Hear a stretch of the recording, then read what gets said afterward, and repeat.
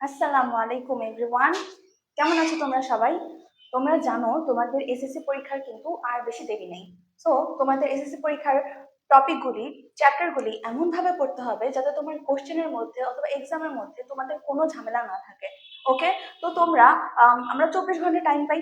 ওইখান থেকে তোমরা 8 ঘন্টা ঘুমাবা এবং তোমরা অবশ্যই প্ল্যান করবা যাতে তোমাদের স্টাডি প্ল্যানের মধ্যে তোমাদের 10 ঘন্টা থাকে।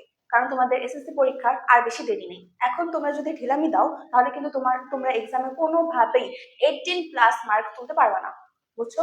তোমাদের রিভিশনও করতে হবে, তারপরে হচ্ছে তোমাদের যে চ্যাপ্টারগুলি বাকি আছে এখনো ওইগুলিও পড়তে হবে। সো তোমাদের এখন আর টাইম নেই, তোমাদের ভালো করে পড়তে হবে এবং হচ্ছে প্রত্যেকটা চ্যাপ্টার এমন ভাবে পড়বা যাতে তোমাদের ওই চ্যাপ্টারে ওই সাবজেক্টে আর কোনো প্রবলেম না থাকে। ওকে? সো তোমাদের আমি আলোচনা করতেছিলাম হচ্ছে ফিজিক্সের বল নিয়ে, চ্যাপ্টার 3 বল বিষয় নিয়ে। ওকে? তো ওইখানের মধ্যে আমি তোমাদেরকে এর আগের ক্লাসের মধ্যে নিউটনের দ্বিতীয় সূত্র সম্পর্কে সম্পূর্ণ ধারণা দিছি। নিউটনের দ্বিতীয় সূত্র সম্পর্কে সম্পূর্ণ ধারণা দিছি। ওকে? আজকে আমরা আলোচনা করব হচ্ছে নিউটনের তৃতীয় সূত্র নিয়ে। নিউটনের তৃতীয় সূত্রের মধ্যে আমরা একটা ফার্স্টে হচ্ছে সংজ্ঞা দেখবো, তারপরে কি কি সূত্র অ্যাপ্লাই করতে হবে ওইটা দেখবো, দেন আমরা সিকিউতে চলে যাব, সিকিউ টাইপ ভিত্তিক সিকিউ আমরা সলভ করব। এই অধ্যায়ের মধ্যে তোমাদের বল অধ্যায়টার মধ্যে তোমাদের 3টা বিষয় অনেক বেশি গুরুত্বপূর্ণ। নিউটনের প্রথম সূত্র, দ্বিতীয় সূত্র এবং তৃতীয় সূত্র, এবং ম্যাক্সিমাম তোমাদের সিকিউ আসে হচ্ছে এই সূত্রগুলোর মধ্যে থেকে। তোমরা যদি কনসেপ্টটা ভালো করে জানো, সূত্রগুলি মুখস্থ করো এবং অ্যাপ্লাই করতে শিখো, তোমাদের সৃজনশীলে ইনশাল্লাহ কোনো ঝামেলা থাকবে না। ক্লিয়ার? কোনো ঝামেলা থাকবে না। তাহলে আমরা নিউটনের প্রথম সূত্র আলোচনা করছিলাম, নিউটনের দ্বিতীয় সূত্র আলোচনা করছিলাম, নাও আমরা নিউটনের তৃতীয় সূত্র আলোচনা করবো। হ্যাঁ, এখন ওইখান থেকে আমরা সংজ্ঞা পড়বো, সূত্র পড়বো, নেক্সট আমরা চলে যাবো এই চ্যাপ্টারটা আমাদের শেষ হয়ে যাবে, দেন আমরা সিকিউ সলভ করবো। আজকে সিকিউ সলভ করবো। ওকে? কারণ বেশি ঢিলামি দিলে হবে না, তোমাদের তাড়াতাড়ি হচ্ছে পড়াগুলো আয়ত্ত করতে হবে, তোমাদের প্র্যাকটিস করতে হবে বেশি বেশি, নাহলে কিন্তু তোমরা পারবা না। তো চলো, নিউটনের তৃতীয় সূত্র। ওকে? আজকে আমরা আলোচনা করব হচ্ছে নিউটনের তৃতীয় সূত্র। নিউটনের তৃতীয় সূত্র, আমরা নিউটনের তৃতীয় সূত্রের মধ্যে নিউটন কি বলছে জানো? নিউটন বলছে হচ্ছে যে আমরা যে হাঁটাচলা করি বা বল প্রয়োগ করি, আমরা যে ক্রিয়া করি কোনো বস্তুর উপর, ক্রিয়া মানে কি, আমরা কোন একটা বস্তুকে বল প্রয়োগ করতেছি না, ওই বস্তুটাও কিন্তু আমাদেরকে সমান ও বিপরীতমুখী বল প্রয়োগ করে, আমাদের বিপরীতমুখী হচ্ছে প্রতিক্রিয়া করে। ধরো আমরা এটা কোন একটা বস্তু, হ্যাঁ, আমরা হচ্ছে এই বস্তুটার উপর আমরা হচ্ছে ক্রিয়া করি, বস্তুটার উপর আমরা ক্রিয়া করি মানে বল প্রয়োগ করি। এই বস্তুটাও কিন্তু সেম ভাবে আমাদের উপর প্রতিক্রিয়া করে, এখন এই নিউটনের সংজ্ঞা তোমরা কি দিবা? তোমাদের কতে আসতে পারে নিউটনের সংজ্ঞা হচ্ছে, তোমাদের কতে আসতে পারে? আমি ফার্স্টেই বলছিলাম, এই চ্যাপ্টারটা শুরু হওয়ার আগেই বলছিলাম, 3টা তোমাদের জন্য মোস্ট ইম্পর্টেন্ট, প্রথম সূত্র, দ্বিতীয় সূত্র, তৃতীয় সূত্র। সংজ্ঞাগুলি ভালো করে পড়বা, যে কোনো একটা কতে যেতে পারে। ওকে? তাহলে চলো সংখ্যাটা লিখি। সংখ্যাটা হচ্ছে প্রত্যেকটি ক্রিয়ার সমান ও বিপরীতমুখী প্রতিক্রিয়া আছে। প্রত্যেকটি ক্রিয়ার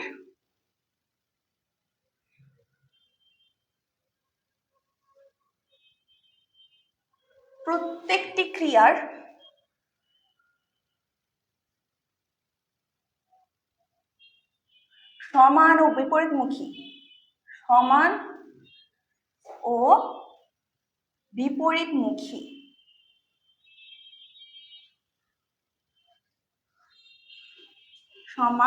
বিপরীতমুখী প্রতিক্রিয়া আছে। আমরা কোনো বস্তুর উপর ক্রিয়া করলে সে বস্তুটাও হচ্ছে আমাদের উপর প্রতিক্রিয়া করে। প্রতিক্রিয়া।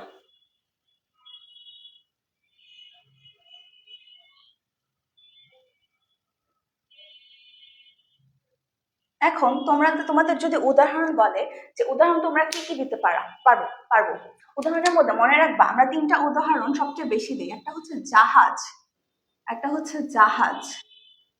আর একটা হচ্ছে তোমাদের নৌকা।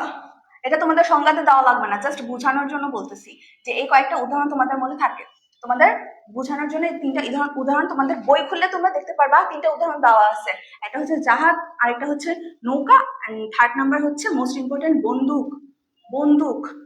বই খুললে দেখবা বন্দুকের উদাহরণ দেওয়া আছে, এটা কিন্তু মোস্ট ইম্পর্টেন্ট, বন্দুকটা। ওকে? এখন এই উদাহরণগুলো তোমরা বাস্তবায়ন করবা কিভাবে, বা এই উদাহরণগুলো থেকে তোমরা নিউটনের তৃতীয় সূত্র কেমনে বের করবা। ধরো তোমার এখানে হচ্ছে বন্দুকটা দেওয়া আছে, আমরা জানি বন্দুকের থেকে কোনো কিছু, আমরা বন্দুক এভাবে থাকে না, বন্দুক থেকে যদি আমরা এভাবে গুলি করি, গুলিটা কিন্তু সামনের দিকে যাবে, সামনের দিকে যাবে। বন্দুকে থেকে মনে করো এটা একটা বন্দুক, চিত্র ইমাজিন করো, বা তোমাদের বইটা খুলো, বইয়ের মধ্যেও দেওয়া আছে তোমাদের বন্দুকের চিত্র। ওই বন্দুক থেকে গুলি যদি আমরা ট্রিগার এখানে চাপ দিই, তাহলে গুলিটা কিন্তু, এটা হচ্ছে তোমাদের গুলি, ভাবো এটা একটা গুলি, গুলি সামনের দিকে যায়, কিন্তু বন্দুক যদি কেউ চাপে, ওই বন্দুকের মাথাটা কিন্তু আমাদের পিছনের দিকে আসে, মানে এই বন্দুকটা মাথাটা আমাদের এখানে পিছনের দিকে একটা প্রতিক্রিয়া করে। তাহলে আমরা কি বুঝতে পারলাম, নিউটনের তৃতীয় সূত্রটা এখানে বাস্তবায়ন ঘটছে না? অবশ্যই ঘটছে, কারণ নিউটনের তৃতীয় সূত্রের মধ্যে কি পাইছি, সামনের দিকে হচ্ছে গুলি করছে, ট্রিগারে চাপ দিছি, সামনে গুলি গেছে, সামনে ক্রিয়া করছে, এবং পিছনে বন্দুকটা আসছে, তার মানে পিছনে হচ্ছে বন্দুকের প্রতিক্রিয়া ঘটছে, প্রতিক্রিয়া ঘটছে। তার মানে আমাদের বন্দুকের কনসেপ্টটা ক্লিয়ার, তাই না? বন্দুকের কনসেপ্টটা কিন্তু আমরা এখন পুরোপুরি বুঝতে পারছি, বন্দুকের কনসেপ্টটা পুরোপুরি আমাদের বোঝা শেষ। এবার ধরো তোমরা একটা বুঝতে পারলা, এটা হচ্ছে তোমাদের জাহাজ ও নৌকা, জাহাজ ও নৌকা। মনে করো নৌকার মধ্যে তুমি হচ্ছে এখান থেকে লাফ দিবা, বা নৌকা থেকে তুমি এখানে পাড়ের মধ্যে, এটা হচ্ছে তোমাদের পাড়ের মধ্যে তুমি যাবা, পাড়ের মধ্যে তুমি যাবা নৌকা থেকে। এখন তোমার নৌকা থেকে পাড়ে এখানে যাইতে তোমাদের ক্রিয়া করতে হবে, নৌকার মধ্যে তুমি এভাবে পাটা রেখে তারপরে তো এখানে যাবা। তার মানে নৌকার প্রতি তোমার এখানে হচ্ছে ক্রিয়া ঘটছে, অবশ্যই ক্রিয়া ঘটছে, তোমার পাটা কিন্তু এই নৌকার সাথে ছিল, তার মানে তোমার এই নৌকাটা হচ্ছে এখানে সরে গেছে, একটু দেখবা নামার সময় নৌকাটা একটু এখানে ব্যাক করবে, তার মানে এখানে কি ঘটবে, নৌকার প্রতিক্রিয়া ঘটবে, সামনে হচ্ছে ক্রিয়া করবে, পিছনে প্রতিক্রিয়া করবে। বুঝতে পারছো? জাহাজের কনসেপ্ট ক্লিয়ার তোমাদের? আশা করি সবাই বুঝতে পারছো, কারণ এটা তেমন কিছু না, সামনে ক্রিয়া করবে, পিছনে প্রতিক্রিয়া করবে। বন্দুকের ক্ষেত্রেও সেম, গুলি সামনের দিকে যাবে, বন্দুকের মাথাটা হচ্ছে পিছনের দিকে ব্যাক করবে ট্রিগার করলে। ক্লিয়ার? এটা কিন্তু ক্লিয়ার। আরেকটা হচ্ছে, এটা তোমাদের দুইটা আমরা বুঝাইছি, আরেকটা হচ্ছে তোমাদের জাহাজ, জাহাজ, এই জাহাজ কিন্তু পানিতে ভাসে, জাহাজ পানিতে ভাসে, এখানে মনে করো পানি বা সমুদ্র, জাহাজ সমুদ্রের মধ্যে ভাসতে থাকে।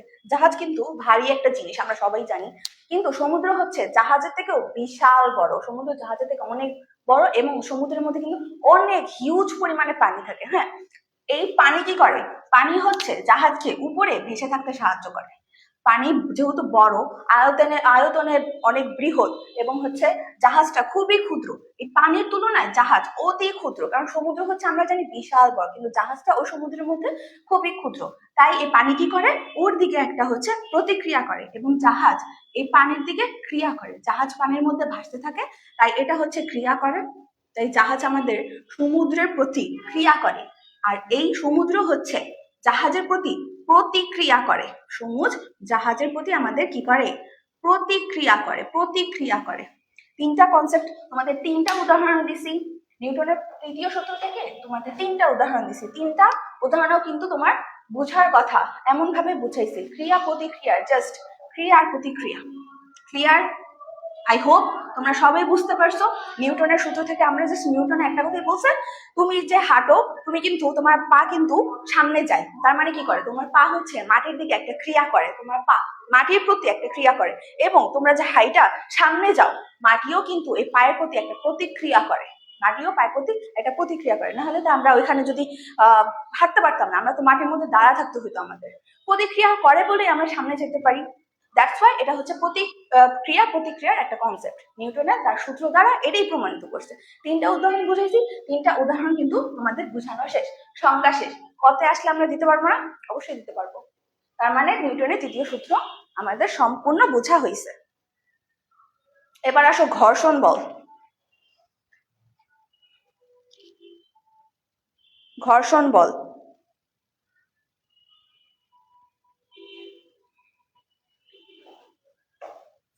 দাঁড়াও, এটা আমাদের বোঝা শেষ, নিউটনের তৃতীয় সূত্র আমাদের ফুল কমপ্লিট। এবার আমরা আসবো ঘর্ষণ বলে, তারপর আমরা সিকিউতে যাব।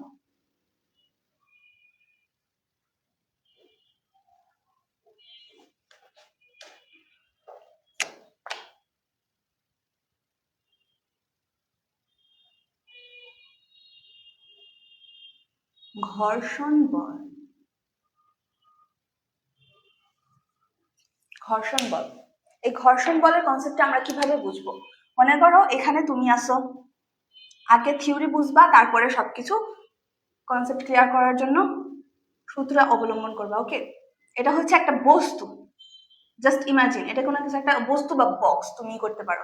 এখন তুমি এই বক্সটাকে হচ্ছে সামনের দিকে এভাবে ঠেলতেছো, তুমি বক্সটাকে হচ্ছে সামনের দিকে ঠেলতেছো, তার মানে এই মাটির সাথে যেহেতু তোমার বক্সটা আছে এবং তুমি ঘর্ষণ বলের জন্য এখানে মাটির সাথে তোমার বক্সটাকে এভাবে ঠেলা লাগতেছে। ওকে, এটা কিন্তু মাটির সাথে সংস্পর্শে আছে, হ্যাঁ, মাটির সাথে একদম লাগানো বক্সটা, তার মানে মাটির সাথে লাগানো বস্তুটা যেহেতু আমি সামনের দিকে আনতেছি, সামনের দিকে টানতেছি, হ্যাঁ, সামনের দিকে যাচ্ছে, তার মানে এটা কিন্তু মাটিকে একটা ক্রিয়া করতেছে। কেমন ক্রিয়া, কেমন বল? ঘর্ষণ বল। এটা ঘর্ষণ করতেছে না, একটা বস্তু মাটির সাথে আছে, তার মানে এই দুটার মধ্যে কি ঘর্ষণ হবে না? অবশ্যই হবে। তো এটা হচ্ছে ঘর্ষণ বলের মেইন কনসেপ্ট। তুমি যদি কোনো বস্তুকে মাটির সাথে বা কোনো ফ্লোরের সাথে, টাইলসের সাথে, টেবিলের সাথে, ধরো একটা বই টেবিলের মধ্যে আছে, তুমি ওই বইটাকে হচ্ছে সামনের দিকে টানতেছো, কিন্তু তুমি বইটাকে উঁচা করে তারপর এখানে আনোনি, তুমি বইটাকে কি করছো, টেবিলের মধ্যে রাখা অবস্থায় টেবিলের সাথে বইটাকে টানতেছো, তার মানে কি ওইটা টেবিলের সাথে একটা ক্রিয়া প্রতিক্রিয়া করছে না? ঘর্ষণ করছে না? অবশ্যই করছে, যার ফলে হচ্ছে ঘর্ষণ বল আমাদের প্রমাণিত হয়েছে যে মাটির সাথে থাকবে বা টেবিলের সাথে থাকবে, যে কোনো কিছুর সাথে লাগানো থাকুক না কেন, ওইটা হচ্ছে আমাদের ঘর্ষণ বল। মানে আমরা বস্তুটার উপর যা করতেছি ওই প্রত্যেকটা হচ্ছে, সবকিছুই হচ্ছে আমাদের ঘর্ষণ বল। বুঝতে পারছো? সম্পূর্ণটাই হচ্ছে আমাদের ঘর্ষণ বল, সম্পূর্ণটাই হচ্ছে আমাদের ঘর্ষণ বল। ওকে, এই ঘর্ষণ বলকে আমরা প্রকাশ করি হচ্ছে এফ দিয়ে। ঘর্ষণ বলকে আমরা এদিকে ক্রিয়া করতেছি, তার মানে এটা হচ্ছে আমাদের এফ বল, এফ বল। আর এখানে আছে বস্তুটা কিন্তু এখানে মাটির সাথে লাগানো না, তার মানে মাটির সাথে একটা ঘর্ষণ হইতেছে না, তার মানে এখানে আরেকটা হবে, এটা আমরা স্মল এফ দিয়ে প্রকাশ করব। এবং এটা হচ্ছে আমাদের বস্তুর প্রতি যেহেতু বলটা কাজ করবে, তাই আমরা ক্যাপিটাল এফ প্রকাশ করব, ক্যাপিটাল এফ দিব। এবং এটা যেহেতু মাটির সাথে ঘর্ষিত হচ্ছে, বলটা যেহেতু ঘর্ষণ বল মাটির সাথে আছে, এখান থেকে বলটা যাচ্ছে, তার মানে এটা হচ্ছে স্মল এফ দ্বারা আমরা প্রকাশ করব, স্মল এফ। ওকে, এটা হচ্ছে আমাদের প্রযুক্ত বল, এটা আমাদের প্রযুক্ত বল।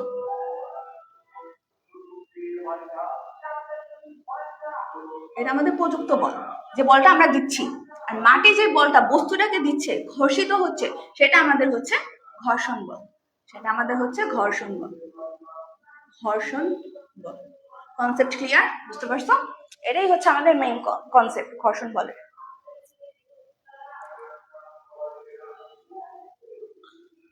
তার মানে আমরা কি লিখতে পারবো? তার মানে আমরা লিখতে পারবো হচ্ছে প্রযুক্ত বল, মানে আমি যেটা প্রয়োগ করতেছি, আমি যে বলটা পাবো ওইটা হচ্ছে আমাদের প্রযুক্ত বল। ইকুয়াল টু বলটা ক্রিয়া করতেছে, তার মানে কি কার্যকর হচ্ছে, ওইটার নাম আমরা কি দিব? কার্যকরী বল, কার্যকরী বল। প্লাস কি দিবা? ঘর্ষণ বল, ঘর্ষণ বল তো আছে, ঘর্ষণ বল তো যাবে না, প্লাস হচ্ছে আমাদের ঘর্ষণ, ঘর্ষণ বল। ওকে, এখন এটা থেকে আমরা সূত্র বানাবো, এটা থেকে আমরা সূত্র বানাবো। আমরা কার্যকরী বলের মানটা কিন্তু জানি, প্রযুক্ত বলের মান আমরা জানি এফ, প্রযুক্ত বলের মান আমরা পাইছি এফ। কার্যকরী বল কি? কার্যকরী বল কি আমরা জানি, প্রত্যেকটা বস্তু হচ্ছে একটা ভর থাকে, এই বস্তুটার কি আছে? একটা ভর আছে, এবং বস্তুটার কি আছে? সামনে যাচ্ছে, বেগের পরিবর্তন হচ্ছে, কি পাবো? ত্বরণ পাবো। তার মানে কি কার্যকরী বল আমাদের ইকুয়াল টু কি হবে? এম এ প্লাস ঘর্ষণ বল কি? এফ। ঘর্ষণ বলের মান দেওয়াই আছে, মাটির সাথে ক্রিয়া করতেছে, তার মানে হচ্ছে এফ। তার মানে পুরোটা হচ্ছে আমাদের প্রযুক্ত বল F equal to M A plus F, F equal to M A plus F.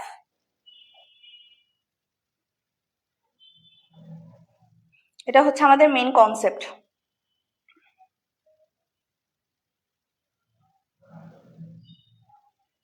কার্যকরী বলকে তোমরা আরেকটা বল দ্বারা প্রকাশ করতে পারো, কার্যকরী বল বা হচ্ছে আমাদের লব্ধি বল, লব্ধি বল, লব্ধি, লব্ধি বল, লব্ধি বল, এই দুইটা নামে হচ্ছে তোমরা লিখতে পারো, একটা হচ্ছে কার্যকরী বল আর একটা হচ্ছে তোমাদের লব্ধি বল।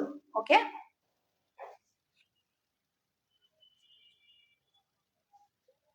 এই এফটাকে যদি আমরা এখানে নিয়ে আসি, ক্যাপিটাল এফ এর সাথে নিয়ে আসি, তাহলে দেখো কি হবে? F minus F equal two হচ্ছে আমাদের লব্ধি বল এম এ মানে এখান থেকে আরো বানাইতে পারি আমরা, এখান থেকে আরো বানানো যায়, এম এ প্লাস এফ। মোট কথা এটাই, জাস্ট আমরা দুইটা, যদি তোমাদের কোশ্চেনে দেওয়া থাকবে কোনটা তোমাদের বের করতে বলছে, যদি তোমাদের এইটার মান বের করতে বলে তার মানে তোমরা এখানে লিখবা, এফটা এখানে নিয়ে এসে পড়বা, এটার মান বের হবে। আর যদি তোমাদের শুধু কার্যকরী বলের মানে প্রযুক্ত বলেরটা যদি বের করতে বলে তাহলে তোমরা এটা লিখবা, যে কোনো একটা লিখে দিবা, যে কোনো একটা। সূত্র জাস্ট মুখস্থ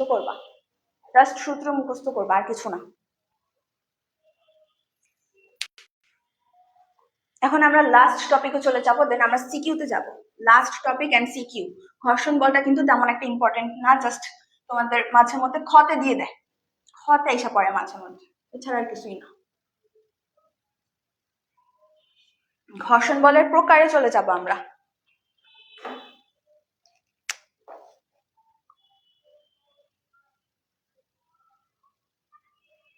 ঘর্ষণ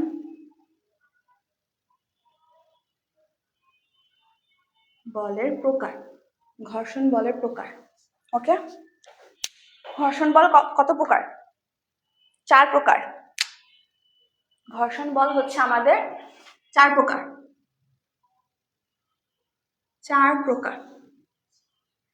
ঘর্ষণ বল হচ্ছে আমাদের 4 প্রকার, ওকে। কি কি?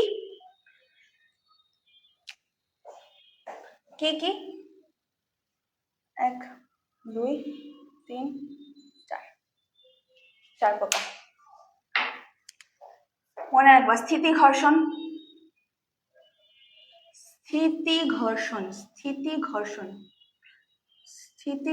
দুই নাম্বারে তোমাদের কি আছে? বই খুলে দেখতে পারবা। স্থিতি ঘর্ষণ, গতি ঘর্ষণ। তারপর আছে তোমাদের হচ্ছে গতি ঘর্ষণ। তারপর এটা কি আছে? আবর্ত ঘর্ষণ আছে। লাস্টলি দেখো কি আছে, একটা হচ্ছে স্থিতি ঘর্ষণ, গতি ঘর্ষণ, আবর্ত ঘর্ষণ, আর এটা হচ্ছে তোমাদের প্রবাহী ঘর্ষণ।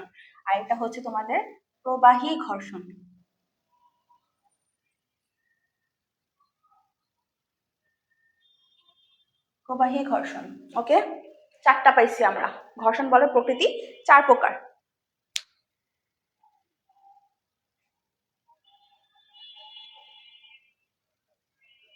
স্থিতি ঘর্ষণ মানে কি? মনে রাখবা, যে ঘর্ষণটা হচ্ছে স্থির অবস্থায় হচ্ছে তোমাদের যে ঘর্ষণটা কাজ করে, ঘর্ষণ বল কাজ করে, সেটাই হচ্ছে আমাদের স্থিতি ঘর্ষণ। একে অন্যের সাপেক্ষে স্থির থাকা অবস্থায়, বুঝছো? একে অন্যের সাপেক্ষে স্থির থাকা অবস্থায়। এটা আমরা একটা উদাহরণ দিতে পারি, মনে করো হাঁটা, স্থির থাকা অবস্থায়। হাঁটা কেন লিখলাম? কারণ আমরা যা মাটির সাথে হাঁটতেছি, আমরা যে কার উপর হাঁটতেছি, অবশ্যই মাটির উপরে হাঁটতেছি। মাটির উপর যেহেতু আমরা হাঁটতেছি, আমরা কিন্তু গতিশীল, কিন্তু মাটি কি গতিশীল? মাটির কি গতি আছে? কোনো গতি নাই। তার মানে ওইটা হচ্ছে আমাদের স্থিতি ঘর্ষণ, কারণ মাটিটা হচ্ছে আমাদের স্থির, এই জন্য হচ্ছে আমরা উদাহরণ দিতে পারছি হাঁটা। গতি ঘর্ষণ কি? সাইকেলের চাকা, আমরা দিতে পারো সাইকেলের চাকা।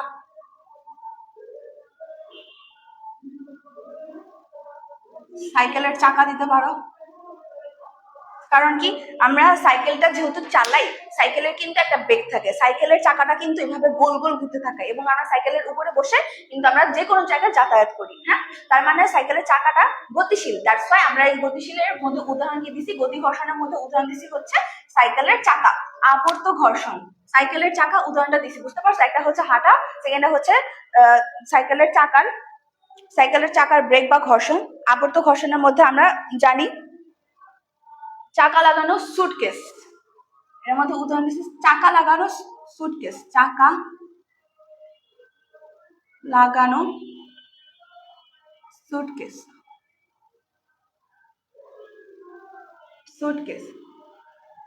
সুটকেস আমরা সবাই দেখছি। সুটকেস আমরা যখন টানি তখন দেখবা ওই সুটকেসের নিচে হচ্ছে তোমাদের 2টা চাকা দেওয়া বা 4টা চাকা দেওয়া, যে কোনো মানে চাকা দেওয়া থাকে। তো ওই সুটকেসটা যেহেতু এক জায়গা থেকে অন্য জায়গায় আমাদের এভাবে মাটির সাথে ঘর্ষণ করে, মাটির সাথে টেনে টেনে আমরা নিয়ে যাই, তখন ওই সুটকেসের নিচে হচ্ছে আমাদের কয়েকটা চাকা থাকে। ওই চাকাটার জন্য আমরা বলতে পারি যে এটা যেহেতু গোল গোল ঘুরে, এবং ওই চাকার মাধ্যমে সুটকেসটা যেহেতু এক জায়গা থেকে অন্য জায়গায় নিয়ে যাওয়া যায়, দ্যাটস ওয়াই ওইটা হচ্ছে আমাদের আবর্ত ঘর্ষণ। প্রবাহী ঘর্ষণ কি? প্রবাহী ঘর্ষণ হচ্ছে ধর আমাদের প্যারাশুট, এমসিকিউতে আসতে পারে। প্যারাশুট, আমাদের হচ্ছে এটা প্যারাশুট। কারণ কি প্যারাশুট কি? প্রবাহী ঘর্ষণ বলতে তোমরা জাস্ট ইমাজিন করো যে আমরা একটা স্থির জায়গা আছে, একটা স্থির জায়গা আছে, ধরো এটা একটা স্থির জায়গা, এখান থেকে হচ্ছে তোমাদের এক পাশ থেকে হচ্ছে একটা কাগজ এবং আরেক পাশ থেকে হচ্ছে একটা পাথর, দুইটা একসাথে নিচে ছাড়া হলো। এখন ওই কাগজ এবং পাথরের মধ্যে কোনটা সবার আগে নিচে পড়বে? অবশ্যই ওই পাথরটা নিচে পড়বে, এবং যে কাগজটা আমরা ছিঁড়ে নিচের মধ্যে নিচে ফালাইছিলাম ওইটা কিন্তু আমাদের ওজন খুবই কম থাকে এবং ওইটা হচ্ছে ভারী না, তাই বাতাসের জন্য বাতাস কি করে? ওই কাগজটাকে কি করে? বাধা প্রদান করে। বাধার জন্য, বাতাসের বাধার জন্য ওই কাগজটা নিচে নামতে অনেক সময় লাগে, অনেক সময় লাগে, এবং এটার আমরা নাম দিই কি হচ্ছে? এটার আমরা নাম দিই হচ্ছে প্রবাহী ঘর্ষণ। বাতাসের বাধার কারণে যে সকল বস্তুর নিচে নামতে বা গন্তব্যে পৌঁছাতে সময় লাগে সেটাই হচ্ছে আমাদের কি? প্রবাহী ঘর্ষণ। কিন্তু পাথর কি করে? পাথরের ভর যেহেতু বেশি, ও তাড়াতাড়ি নিচে পড়বে, ওর ক্ষেত্রে কিন্তু বাতাসের বাধাটা কার্যকর হবে না, ওর ক্ষেত্রে বাতাসের বাধা কার্যকর হবে না, শুধু কার্যকর হবে কিসের জন্য? এই কাগজের জন্য। তার মানে আমাদের চারটা ঘর্ষণ বলের চারটা কমপ্লিট, ঘর্ষণ বলের চারটা আমাদের কমপ্লিট। চার প্রকার, চার প্রকার তোমাদের ওইখানে সংজ্ঞা দেওয়া আছে, সংজ্ঞাগুলি লিখবা। তোমাদের বইয়ের মধ্যে সংজ্ঞা দেওয়া আছে, সংজ্ঞাগুলি জাস্ট একবার পড়বা, তোমাদের আসতে পারে নাও আসতে পারে, কারণ তোমাদের নিউটনের সূত্র থেকে তিনটা যে সূত্র বলছিলাম ওইখান থেকে তোমাদের কত দিতে পারে, কিন্তু এখান থেকে তোমাদের আসার চান্স খুবই কম, জাস্ট আসতে পারে তোমাদের কি? এমসিকিউতে, দ্যাটস ইট, আর কিছু না। তাহলে আমাদের ঘর্ষণ বলের প্রকার চার প্রকার পড়ছি, নিউটনের সূত্র পড়ছি। নাও আমাদের চ্যাপ্টার কিন্তু ক্লোজ, চ্যাপ্টার ক্লোজ, আর কিছু নাই তোমাদের এই চ্যাপ্টারে। এখন আমরা জাস্ট টাইপ ভিত্তিক সিকিউ সলভ করব, সিকিউ সলভ করব। এখন আমরা জাস্ট টাইপ ভিত্তিক সিকিউ সলভ করব। ওকে,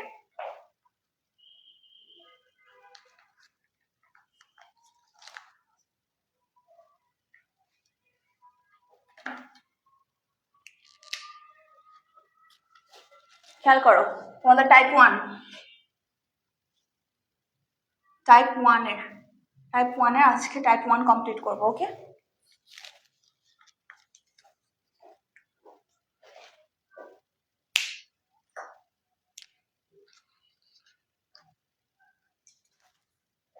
টাইপ 1 এ তোমাদের ফার্স্ট কোশ্চেন দেওয়া আছে হচ্ছে সংঘর্ষের আগে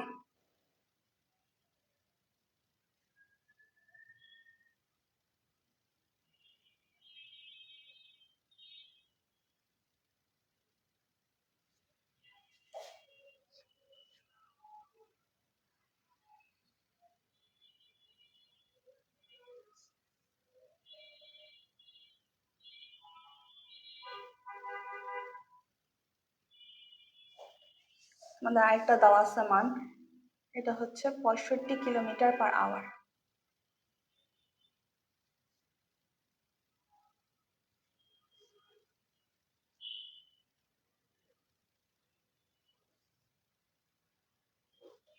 একটা হচ্ছে সংঘর্ষের আগে আর একটা সংঘর্ষের সময়।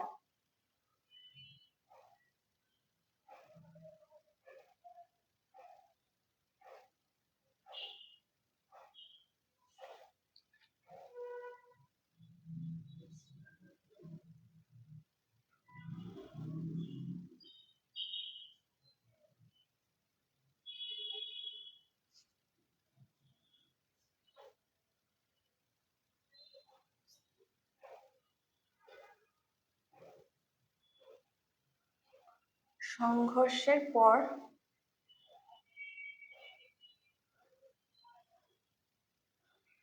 বস্তুদ্বয় একই বেগে চলতে থাকে।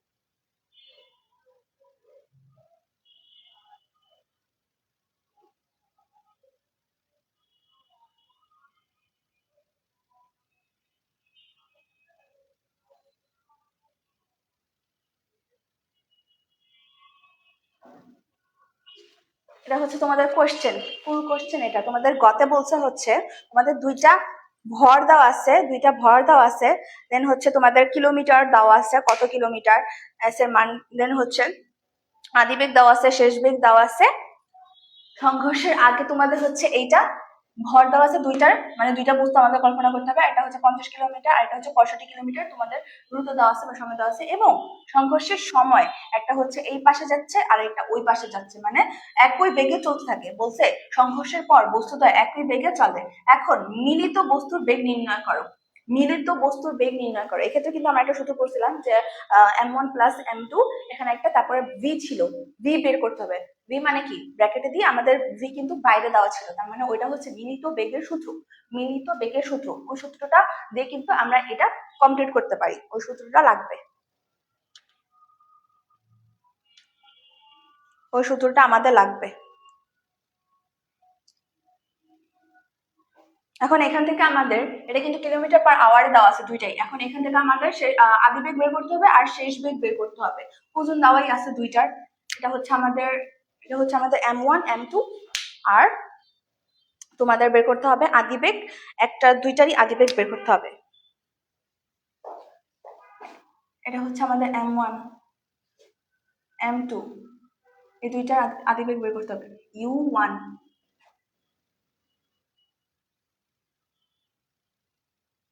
u1, আর এটা থেকে তোমাদের u2 বের করতে হবে। u2 ms ইনভার্স 1 এ নিতে হবে। ms ইনভার্স 1, ms ইনভার্স 1 এ নিতে হবে। তার মানে তোমাদের ওখানে করলে কত আসে, মোট ক্যালকুলেট করলে আসে হচ্ছে তোমাদের 13.89, 13.89, এটা 13.89 ms ইনভার্স 1। আর এটা দেখো ক্যালকুলেট করলে কত আসে, একটা হচ্ছে 13.89 আর এটা হচ্ছে 18.06, 18.06 ms ইনভার্স 1। দুইটা আমাদের হয়েছে, m1 m2 পাইছি, u1 u2 পাইছি। এখন জাস্ট আমরা ক্যালকুলেট করব। ওকে, জাস্ট ক্যালকুলেট করব। মিলিত বেগেরটা বের করতে বলছে, মিলিত বেগেরটা বের করতে বলছে। তাহলে চলো করি, চলো করি।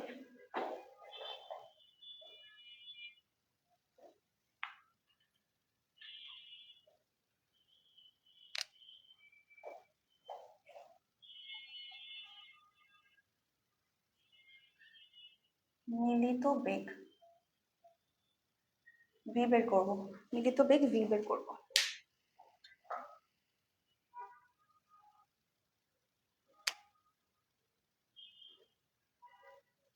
তার আগে আমাদের লিখতে হবে হচ্ছে, এখানে দিয়ে লিখো, পাশে লিখবা কি কি পাইছো। এখানে আমরা পাইছি u1 পাইছি, u1 equal to 13.89 ms inverse 1। তারপর আরেকটা কত, u2 কত 18.06 ms ইনভার্স 1। দেন তোমার m1 কত, m1 দেওয়া আছে, m1 হচ্ছে আমাদের 900 কত 950 কেজি, 950 কেজি। m2 হচ্ছে আমাদের 700 কেজি, 700 কেজি, 700 কেজি। দুইটা দেওয়া আছে। এখন জাস্ট আমরা এটা বেগ বের করবো। সূত্রটা লেখো, সূত্র দেওয়া ছিল কিন্তু তোমাদের মিলিত বেগটা বের করতে হবে। তার মানে m1 u1 plus m2 u2, m1 u1 plus m2 u2, নিচে m1 plus m2, m1 plus m2। এখানে জাস্ট মানগুলি বসাও, তোমাদের মান কত আসছে মানগুলি জাস্ট বসাবা। m1 এর মান কত 950 দাও, ইন্টু u1 এর মান হচ্ছে 13.89 প্লাস m2 এর মান হচ্ছে আমাদের কত 700 ইন্টু u2 এর মান হচ্ছে 18.06। m1 এর মান 950 প্লাস m2 হচ্ছে 700। ক্যালকুলেট করো, দেখো কত আসে, ক্যালকুলেট করো।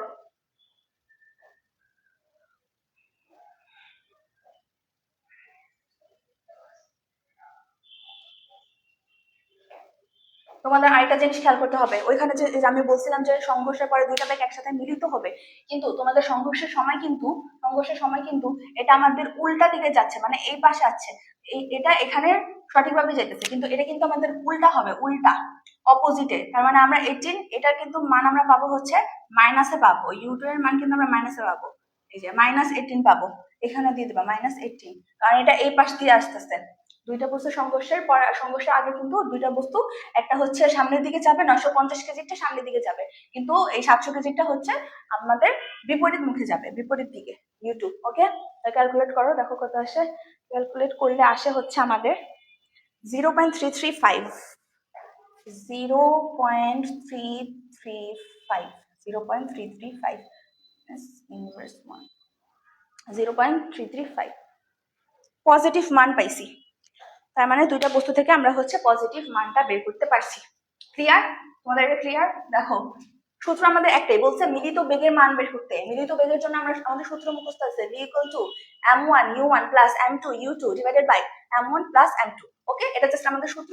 মান বসাইছি, u1 u2 এর মান আমাদের আগে থেকে দেওয়া ছিল, কিলোমিটার পার আওয়ার দেওয়া ছিল, ওইটা হচ্ছে আমরা ms ইনভার্স 1 এ করছি। তার মানে আমাদের এটা লাগবে, দ্যাটস ওয়াই ওইটা করছি আমরা। দেন ওজন দেওয়া ছিল, দুইটারই ওজন দেওয়া ছিল, ভর দেওয়া ছিল, তো দুইটা বসাইছি, ক্যালকুলেট করছি, অ্যান্সার এটা আসছে। 3 মার্কের কোশ্চেন, 3 মার্কের কোশ্চেন। এবার আমরা ঘতে যাব, ঘতে এটা কিন্তু আমরা টাইপ 1 করতেছি, টাইপ 2 তে এখন আসেনি। টাইপ 1 এর মধ্যে নিউটনের প্রথম সূত্র নিয়ে আলোচনা করছে। এখানে বলছে উদ্দীপকের ক্ষেত্রে ভরবেগ, ঘতে বলছে হচ্ছে এখানে ভরবেগ, উদ্দীপকের ক্ষেত্রে ভরবেগ আর কি বলছে, ভরবেগ ও গতিশক্তি কোনটি সংরক্ষিত হয়, ভরবেগ ও গতিশক্তি। তার মানে গতিশক্তিটাও লাগবে, ভরবেগটাও লাগবে, কোনটি সংরক্ষিত হয়।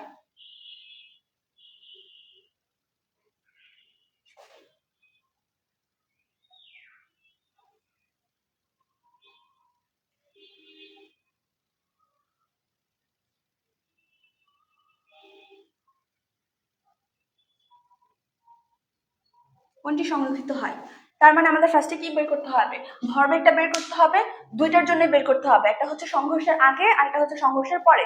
তারপরে দেখবো ভরবেগের পরিবর্তন থেকে ভরবেগ সংরক্ষিত হয়েছে কি হয়নি। আমরা কিন্তু m1u1 + m2u2 = m1v1 + m2v2, ওইটা থেকে কিন্তু আমরা ভরবেগের সংরক্ষণশীলতার সূত্রটা লিখতে পারি। তারপর গতিশক্তির মধ্যে আমি কি বলছিলাম, গতিশক্তির সূত্রটা হচ্ছে কি, E = ½ mv², তার মানে ½ m1u1 স্কয়ার প্লাস ½ m1u2 তারপরে স্কয়ার, প্রত্যেকটা ক্ষেত্রে কিন্তু স্কয়ার থাকবে গতিশক্তি। ফার্স্ট আমরা ভরবেগটা বের করব, যে ওইটার মধ্যে শক্তি সংরক্ষিত হয়েছে কিনা, দেন হচ্ছে আমরা শক্তিটা বের করব, গতিশক্তিটা বের করব। দুইটা মিলায় দেখবো যে কোনটাতে হয়েছে, ওকে। তাহলে লিখি, সংঘর্ষের পূর্বে ভরবেগটা বের করব, সংঘর্ষের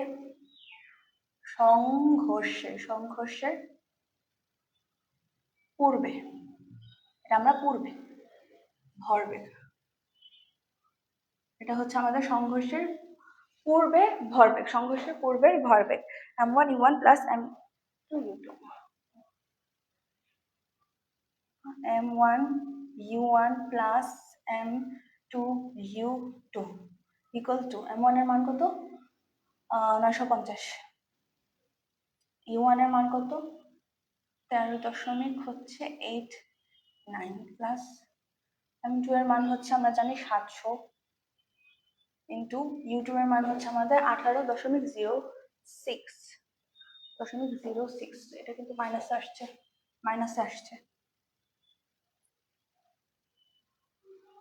তাহলে ক্যালকুলেট করো, দেখো কত আসে। এটা কিন্তু সংঘর্ষের পূর্বে, পরিবর্তনে এখনো যায়নি, শক্তি সংরক্ষিত এখনো হবে না। তার মানে আমাদের মান আসে হচ্ছে 553.5 কেজি মিটার পার সেকেন্ড,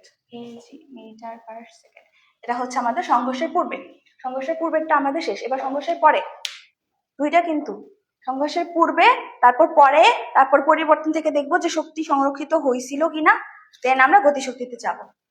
সংঘর্ষের পূর্বে শেষ, এবার পরেরটা দেখবো, ওকে। সংঘর্ষের পরে ভরবেগ, একটা ছিল পূর্বে আর একটা হচ্ছে আমাদের পরে, ওকে।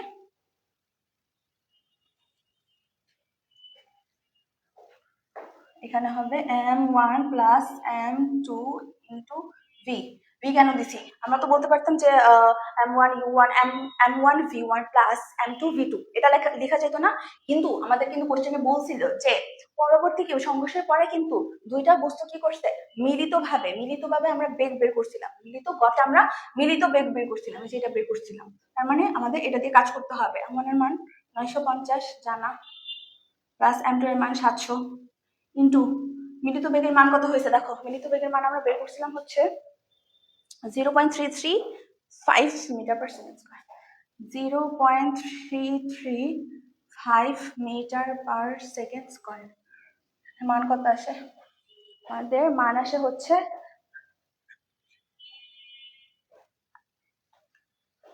553.57 metre per second square. KG আমি সিনভার্স না, কেজি লিখিনি, KG metre per second square. এর আগেটা আমরা কি পাইছিলাম? সংঘর্ষের পূর্বেরটা আমরা কিন্তু সেম পাইছিলাম, এই যে দেখো মান কিন্তু সেম আসছে। সংঘর্ষের পূর্বে যেরকম ছিল, সংঘর্ষের পরে যেহেতু মিলিতভাবে তোমাদের বেগটা আমরা পাইছি, তাই আমাদের মান কিন্তু এটা আসছে, মানে দুইটা মানে কিন্তু আমরা সেম। তার মানে আমরা বলতে পারি যে এটা হচ্ছে শক্তি সংরক্ষিত হবে। সুতরাং শক্তি সংরক্ষিত হবে, শক্তি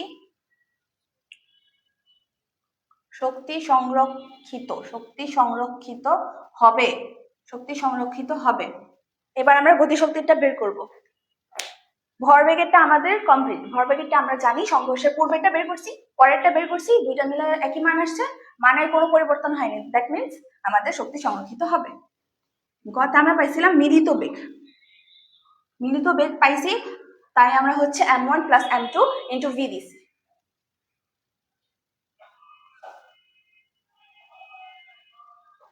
এবার আমরা কি দেখব? এবার হচ্ছে আমাদের গতিশক্তির সংরক্ষণশীলতা। তার মানে আমাদের সংঘর্ষের পূর্বে, তার মানে আমাদের বের করতে হবে গতিশক্তি সংঘর্ষের পূর্বে এবং পরে, দুইটা মিলে দেখবো যে এক হয়েছে কিনা, তারপর আমরা ম্যাথ সলভ করবো, ওকে। তার মানে ওইটা ছিল হচ্ছে ভরবেগ, এটা হচ্ছে গতিশক্তি। সংঘর্ষের আবার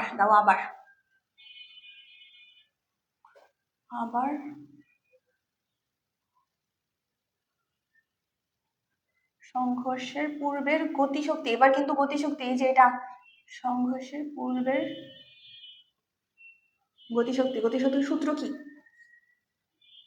হাফ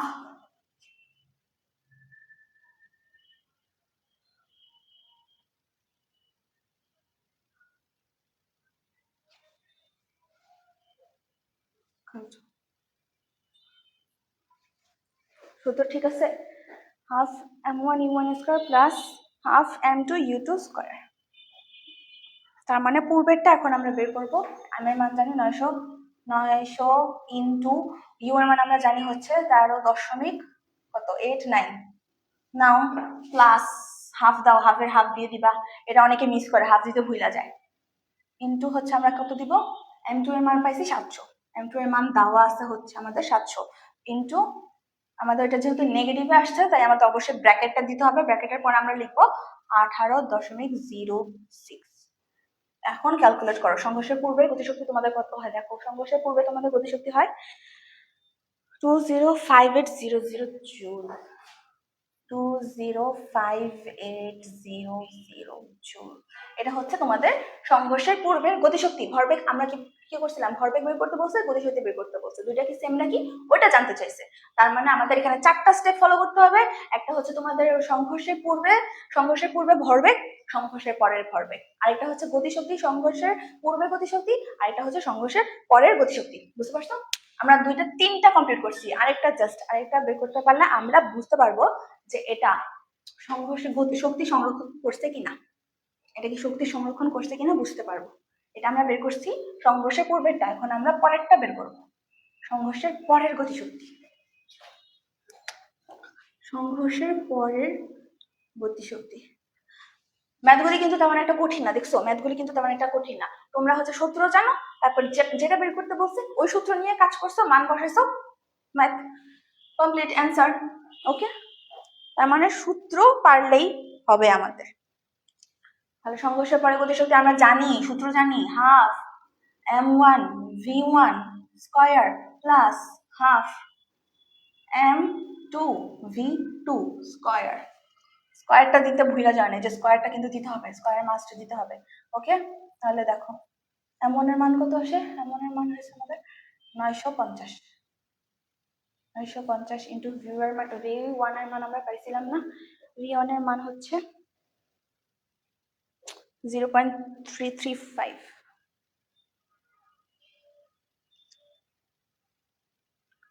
এটার ক্ষেত্রে ফার্স্ট আমাদের বিটাকে, কারণ আমরা জানি যে মিলিত বেগে চলছে, মিলিত বেগে চলছে সংঘর্ষের সময়, তারপর দুটো একসাথে কিন্তু মিলিত বেগে চলছে। ওকে, স্কয়ার স্কয়ারে থাকবে, জাস্ট তোমরা এখানে ভি আনবা এবং m1 প্লাস m2 এক করবা। দেখো এখানে কিন্তু তোমাদের v1 v2 মান দেওয়া নাই, তো আমরা কিভাবে লিখবো? v1 এর মান আমরা হচ্ছে v এর মান বের করছিলাম, তার সাথে সূত্রটা আমরা বসাইছি গ থেকে, এখন জাস্ট মান বসাবো। ওকে, এটা কি v1 এর মান গতে বের করছিলাম, v এর মান গতে বের করছিলাম, v এর মান কত? v এর মান হচ্ছে 0.335, স্কয়ারটা কই, স্কয়ার 0.335 ইন্টু m1 এর মান হচ্ছে 950 প্লাস 700, m2 এর মান ক্যালকুলেট করো কত আসে, দেখো আগেরটার সাথে মিলে কিনা। 93.86 জুল, 93.86 জুল, মানে 96.86 জুল। দুটো কি একরকম হয়েছে? সংঘর্ষের পরের গতিশক্তির মান, সংঘর্ষের পূর্বের গতিশক্তির মান এবং সংঘর্ষের পরের গতিশক্তির মান কি সেম হয়েছে? দেখো তখন আমরা পাইছিলাম 2400 কত জানি একটা পাইছিলাম, হিউজ একটা মান পাইছিলাম, কিন্তু এখানে কিন্তু খুবই ছোট একটা মান পাইছি। তার মানে এখানে আমরা বলতে পারি যেহেতু সমান না, তাই শক্তি সংরক্ষিত হবে না। রেখে দাও। সুতরাং শক্তি সংরক্ষিত হবে না, সংরক্ষিত হবে না, শক্তি সংরক্ষিত হবে না। কমপ্লিট। আমাদের দুইটা বের করতে বলছে, চারটা স্টেপের মাধ্যমে দুইটা আমরা ক্যালকুলেশন করছি, চারটার মান বের করছি, দেখছি মিলছে কিনা। তার মানে আমাদের ফার্স্টে ভরবেগটা যে ছিল, ফার্স্টে ভরবেগের মধ্যে শক্তি সংরক্ষিত হবে, কিন্তু গতিশক্তির মধ্যে ক্যালকুলেট করে পাইছি শক্তি সংরক্ষিত হবে না। ক্লিয়ার? তোমাদের কিন্তু ফুল ম্যাথটা কমপ্লিট, ফুল ম্যাথটা কমপ্লিট। নেক্সট, এখন আমরা নেক্সট ম্যাথে যাব। এটা মাত্র একটা সৃজনশীল গেল, একটা সৃজনশীল। ক্যালকুলেটর ইউজ করবা, আরো বেশি ইজি, জাস্ট সূত্র, ক্যালকুলেটর, অ্যান্সার, ব্যাস আর কিচ্ছু না।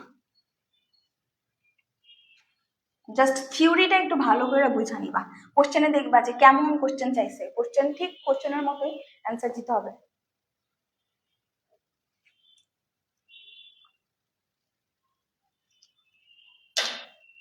দুই নাম্বার হচ্ছে তোমার 2 চাইছে কি,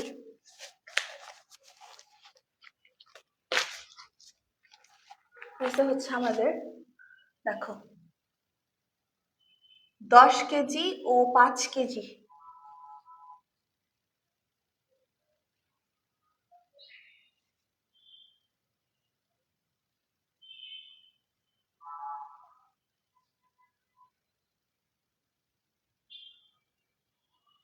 ভরের দুটি বস্তু পরস্পরের দিকে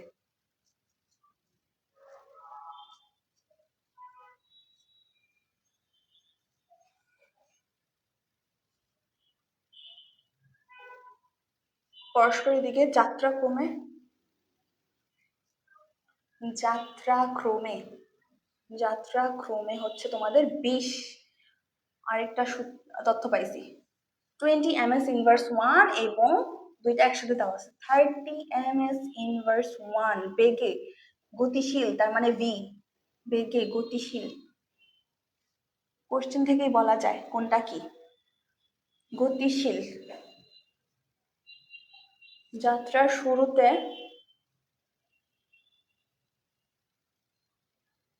এখানে বলছে যাত্রার শুরুতে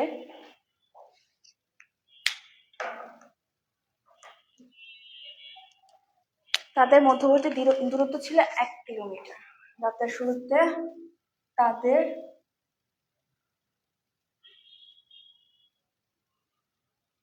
মধ্যবর্তী দূরত্ব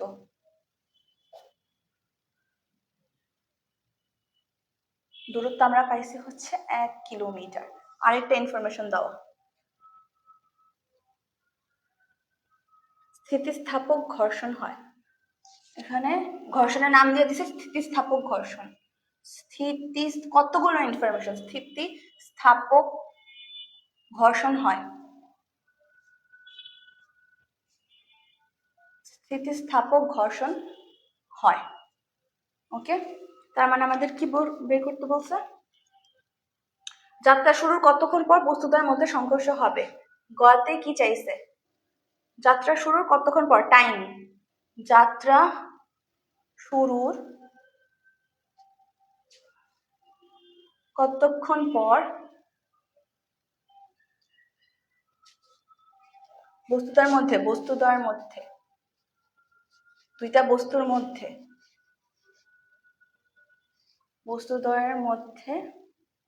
সংঘর্ষ হবে।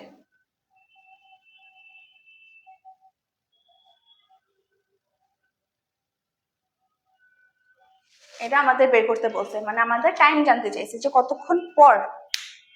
এই যে দেখো, ফার্স্ট আমরা পাইছি হচ্ছে 10 কেজি, মানে M1 পাইছি। তারপর 5 কেজি M2 পাইছি। দেন হচ্ছে এখানে V পাইছি, এটা হচ্ছে আমাদের V এটা হচ্ছে আমাদের V2 পাইছি। হ্যাঁ, তারপর বলছে যাত্রা শুরুর তাদের মধ্যবর্তী দূরত্ব ছিল আমাদের 1 কিলোমিটার। 1 কিলোমিটার টাইম দিয়ে দিছে। স্থিতিস্থাপক ঘর্ষণ একটা মেনশন করে দিছে যে এটা হচ্ছে স্থিতিস্থাপক ঘর্ষণ হয়। এখন বলছে যাত্রা শুরুর কতক্ষণ পর, টি জানতে চাইছে কতক্ষণ পর বস্তুদ্বয়ের মধ্যে সংঘর্ষ হবে মানে সংঘর্ষ করতে হবে বস্তুদ্বয়ের মধ্যে। ওকে, বস্তুদ্বয়ের মধ্যে সংঘর্ষ করতে হবে, এটাই হচ্ছে আমাদের জানতে চাইছে। ওকে, তাহলে চলো স্টার্ট করি। আমাদের কোশ্চেন তোলা শেষ, এখন জাস্ট আমরা ম্যাথ সলভ করবো। চিত্র আঁকবো, চিত্র থেকে আমরা অ্যান্সার করবো, কোনটা কি ওই চিত্রের মধ্যে বুঝিয়ে দিব। ওকে, আমাদের জাস্ট মনে রাখতে হবে কতক্ষণ পর বের করতে বলছে। দেন কি বলছে? সংঘর্ষ হবে, এটা জানতে চাইছে কতক্ষণে সংঘর্ষ হবে। ওকে, এটা জানি স্থিতিস্থাপক। আমরা হচ্ছে 2টা M পাইছি, 2টা V পাইছি, S পাইছি। আর কিছু লাগে? সব ইনফরমেশন তো দিয়েই দিছে, জাস্ট সূত্র বসাবা, কোনটা বের করতে হবে, টি বের করতে হবে। চলো লিখি। কোশ্চেন তোলা শেষ, এখন অ্যান্সার।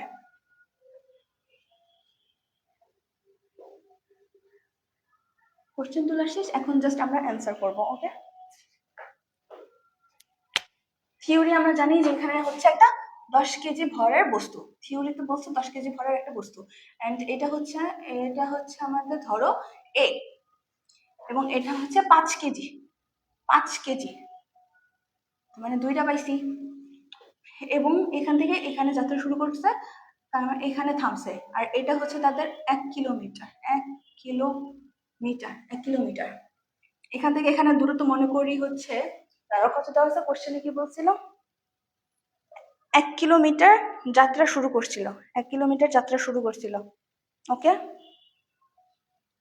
তার মানে 1000 মিটার। না জানি 1 kilometre equal to 1000 metre. Okay, 1 kilometre, এখানে 1 কিলোমিটার দেওয়া লাগবে না, জাস্ট লিখে দিবা 1000 মিটার। জাস্ট লিখে দিবা, উপরে কি দিবা, 1000 মিটার। 1000 মিটার, কারণ আমরা জানি 1 কিলোমিটার ইকুয়াল টু 1000 মিটার। ওকে, ওখানে ছিল 5 কেজি, এখানে ছিল 10 কেজি। হ্যাঁ, আমাদের ত্বরণের মানও দিয়ে দিছে, একটা হচ্ছে 20 এটা হচ্ছে আমাদের 20 metre per second. 20 metre per second এখানে পাইছিলাম, আর এটা হচ্ছে আমাদের 30 metre per second. 30 metre per second. এখন ধরো এখান থেকে এখানে গেলে আমাদের কতটুকু দূরত্ব অতিক্রম হয়, জাস্ট ইমাজিন এক্স, জাস্ট ধরবা, কল্পনা করবা। ওকে, সাপোজ এক্স দূরত্ব আমরা এখান থেকে এখানে অতিক্রম করি, তার মানে পুরাটা হচ্ছে আমাদের, মানে পুরাটা এখান থেকে এখানে যাইতে লাগে আমাদের টাইম লাগে 1000 মিটার। 1000 metre kilometre. এখন এখান থেকে এখানে যেহেতু যাইতেছো, তার মানে এটা হচ্ছে আমাদের এক্স, পুরাটা 1000। এখানে যাচ্ছ, এখানে থামছো, ধরো এক্স এতটুকু, পুরাটা 1000 থেকে তার মানে এইখান থেকে, দাঁড়াও, এইখান থেকে 1000 থেকে এখানে আসতে তোমার কতক্ষণ লাগবে? এতটুকু এক্স চলে গেছে, তার মানে 1000 মাইনাস এক্স, 1000 মাইনাস এক্স। দূরত্বটা জাস্ট ইমাজিন করো, এখান থেকে এখানে যেতে তোমাদের 20 ms ইনভার্স 1 এ গেছো এক্স এক্স মিটার, এখান থেকে এখানে আসতে তোমরা 1000 মাইনাস এক্স। কেন 1000 মাইনাস এক্স? আমরা এতটুকু আগেই পাইছি যে এক্স পুরাটা ছিল 1000, তার মানে বিপরীত দিকে আসলে মাইনাস হবে, বিপরীত দিকে আসলে মাইনাস হবে, মাইনাস দিছি। এতটুকু আমরা পাইছি যেহেতু এক্স, তার মানে পুরাটা থেকে এক্স বিয়োগ করছি। ওকে, থিওরি কমপ্লিট, এখন জাস্ট সূত্র বসাবো। থিওরি কমপ্লিট আমাদের। তো লেখো, যেমন ভাবছো সেরকম সেরকম লেখো। এটা বি, এটা এ, এটা ধরো তোমরা বি, এটা ধরো তোমরা হচ্ছে বি, বি কমপ্লিট করো। এটা এ, এটা বি। ওকে, এখন ধরো, দেখো ধরি, ধরি যাত্রা শুরুর, যাত্রা শুরুর, যাত্রা শুরুর টি সেকেন্ড পর, টি সেকেন্ড পর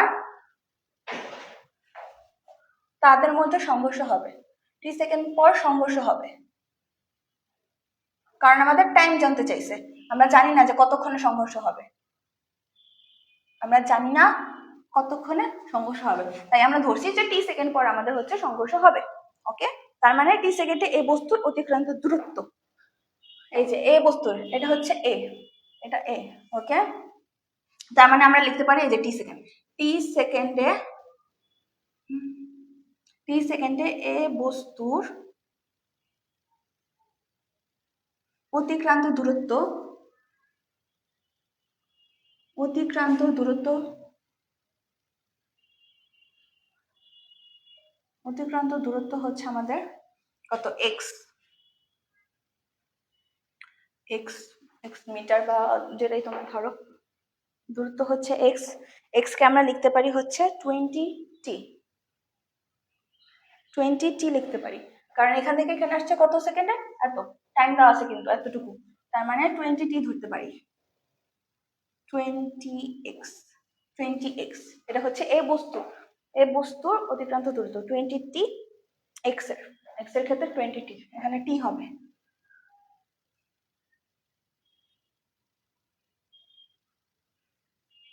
এক্স হচ্ছে 20 টি, এটা আমাদের 1 নম্বর সমীকরণ, সমীকরণ 1, সমীকরণ 1। জাস্ট আমরা এ বস্তুর অতিক্রান্ত দূরত্বটা লিখছি, এবার বি বস্তুর অতিক্রান্ত দূরত্ব, বি বস্তুর অতিক্রান্ত দূরত্ব, এই বস্তুটা শেষ, এবার বি, বি বস্তুর অতিক্রান্ত, বি বস্তুর অতিক্রান্ত দূরত্ব, বি বস্তু অতিক্রান্ত দূরত্ব তোমরা এখানে চালিয়ে দিতে পারো s equal to vt, s equal to vt দিতে পারো, সূত্র, সূত্র আবার এখানে দিতে পারো s equal to vt। v এর মান আমরা জানি এখানে হচ্ছে কত ছিল, 1000 মাইনাস এক্স,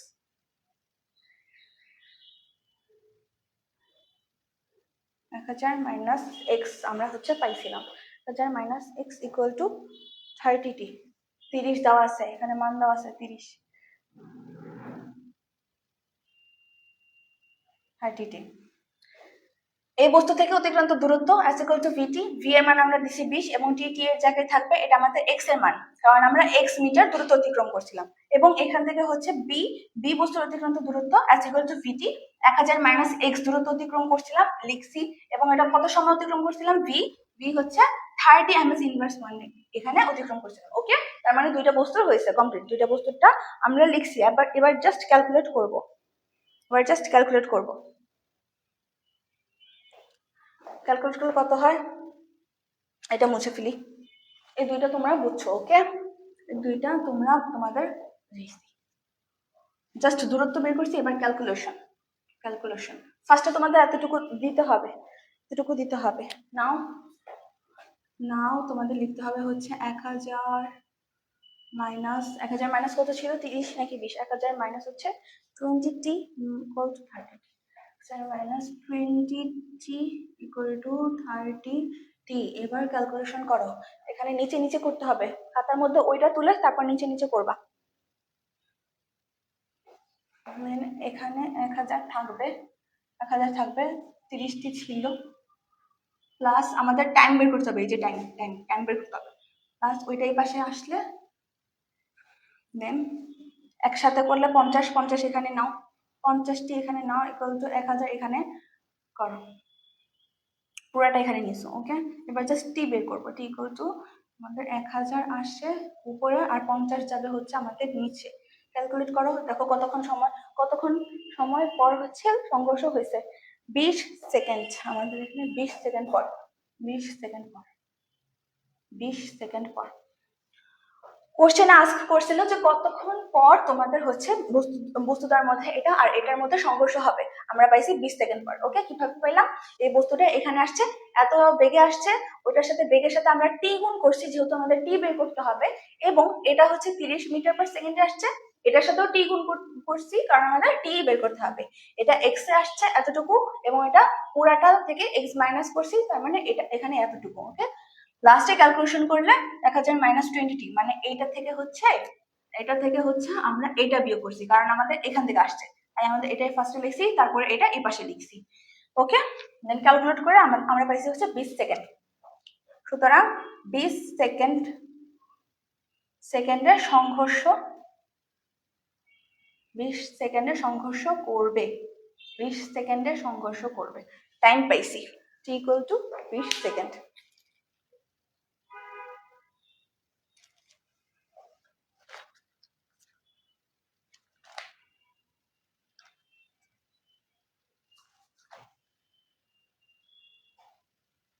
তারপর তোমাদের আরেকটা জানতে চেয়েছে যে সংঘর্ষের পর কোনটির ভরবেগ বেশি। ভরবেগের সূত্র আমরা জানি, জাস্ট ক্যালকুলেট করব।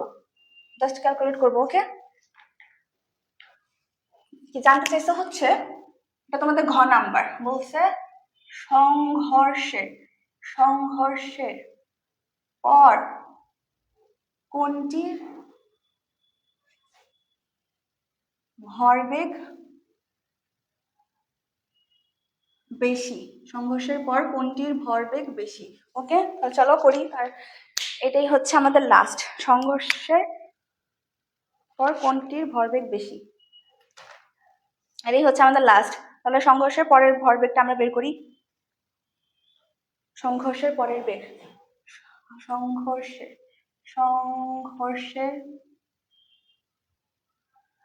পরের বেগ, সংঘর্ষের পরের বেগটা আমরা বের করবো। বেগ আমাদের কি দ্বারা প্রকাশ করে? v1 equal to m1 minus m2। দেখো v1 equal to m1 minus m2 into u1 plus 2m2 u2, নিচে যাবে হচ্ছে m1 প্লাস m2, মান বসাও কত হয়? মান বসাইলে হবে হচ্ছে আমাদের 10, মান বসালে হবে m1 এর মান আমরা পাইছি 10 মাইনাস m2 এর মান হচ্ছে 5 ইন্টু v1 এর মান আমরা কত হবে? v1 এর মান আমরা জানি না, এটা কিন্তু u1 হচ্ছে 20, u1 পাইছিলাম আমরা কত? এই যে 20, এটা u1 20 ইন্টু প্লাস 2, m2 এর মান 5, u2 এর মান 30, নিচে m1 plus m2 10 plus 5 equal to, এটার মান আসে হচ্ছে -13.30 ms ইনভার্স 1। ওকে, দেখো তোমাদের কিন্তু সংঘর্ষের পরের বেগ একটা বের করছি, আরেকটা বেগ লাগবে। কোনটির ভরবেগ জানতে চাইছে। তো সংঘর্ষের পর একটা বস্তুর বেগ বের করা হয়েছে, একটা বস্তুটা বের করেছে, কি করছি? জাস্ট সূত্র অ্যাপ্লাই করছি, v1 এর মান বের করছি, v2টা বের করবো এখন। সূত্র কি? এটা পুরাটা একটা সূত্র। ওকে, মান বসাইছো, ক্যালকুলেট করছো, এটা আসছে। এখন v2 বের করবো, v2 বের করবো। v2 সেম, জাস্ট দেখবো যে কোনটা বেশি, v2 হবে হচ্ছে আমাদের v2 equal to m2 minus m1 into u2 plus 2m1 u1 নিচে m1 plus m2, দুইটা সেমই থাকবে, ইকুয়াল টু এখানে হবে হচ্ছে আমাদের 5 -10 ইন্টু -30 প্লাস 2, m এর মান হচ্ছে 5, v এর মান কত পাইছি, u1 এর মান হচ্ছে 20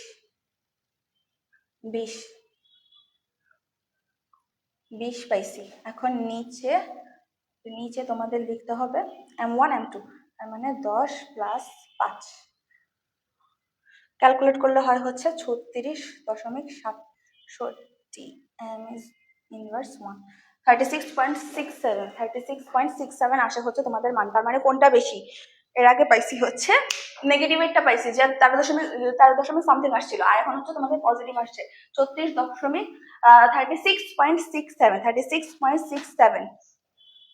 তার মানে দুইটা বস্তুর হচ্ছে আমরা বেগ বের করছি, ওকে, দুইটা বস্তুর বেগ বের করা শেষ। এবার ভরবেগ, দুইটা বস্তুর বেগ বের করা শেষ, এবার জাস্ট ভরবেগটা বের করব। জাস্ট 2 লাইনে ম্যাথ সলভ হয়ে যাবে, 2 লাইনে ম্যাথ সলভ। দেখো প্রথম বস্তুর ভরবেগ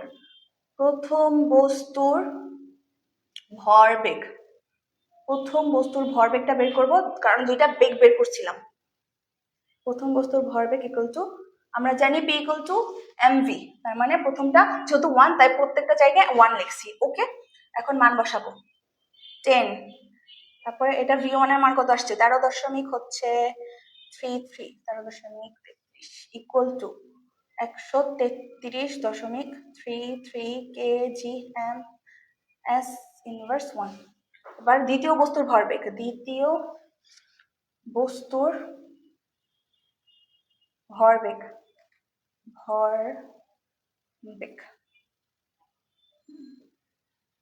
এটা হচ্ছে p2, ফার্স্টটা ছিল p1, এখানে p2, তাহলে m2v2, m1 এর মান হচ্ছে আমরা পাইছি 10 এবং v2 এর মান লাস্টলি আমরা বের করছিলাম কত 36.67 ইকুয়াল টু 183.35 kgms ইনভার্স 1, ওকে। শেষ তোমাদের। এখন দেখো কোনটার মান বেশি, এটা বেশি, তার মানে কোনটা, দ্বিতীয় বস্তুর ভরবেগ বেশি। আমরা ভরবেগের সূত্র পাইছি হচ্ছে mv, v এর মান জানা ছিল না, তাই দুইটা বস্তুরই v এর মান আমরা ফার্স্টে বের করছি, তারপরে হচ্ছে m আগে থেকে জানা ছিল, দুটো বস্তুর 10 কেজি 5 কেজি, ওইটা দ্বারা গুণ করছি, আমরা ভরবেগটা কিন্তু পাইছি, p এর মান আমরা হচ্ছে দুইটা ক্ষেত্রেই পাইছি। এখন আমরা জানি বড়টা হচ্ছে 133.35, তার মানে কি লিখবো যে দ্বিতীয় বস্তুর ভরবেগ বেশি। জানতে চাইছে কোনটির ভরবেগ বেশি, তার মানে দ্বিতীয় বস্তুর ভরবেগ বেশি,